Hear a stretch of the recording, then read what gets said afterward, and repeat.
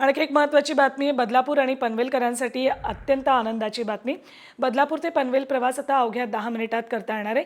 Baroda JNPT महामार्गावर महाराष्ट्रातील सर्वात लांब बोगदा बनवण्यात आला आहे। बदलापूर ते पनवेल असा तब्बल 4.25 किलोमीटर लांबीचा हा बोगदा आहे। बडोदा JNPT महामार्गाचं काम सध्या पालघर, ठाणे आणि रायगड जिल्ह्यात सुरू आहे। बदलापूर ते पनवेल बोगदा हा या महामार्गातला सर्वात महत्त्वाचा टप्पा आहे।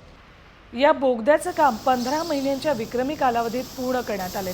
केंद्रीय मंत्री नितीन गडकरी यांनीही या वेगवान कामाचं कौतुक केले।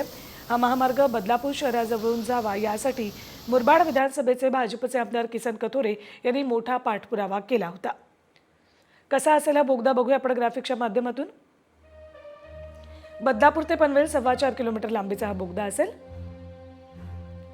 बोगदा 22 मीटर रुंद आणि त्यात 4 मार्गिका आहेत। बोगद्याला आतमध्ये काही ठिकाणी इंटरचेंज सुद्धा देण्यात आले।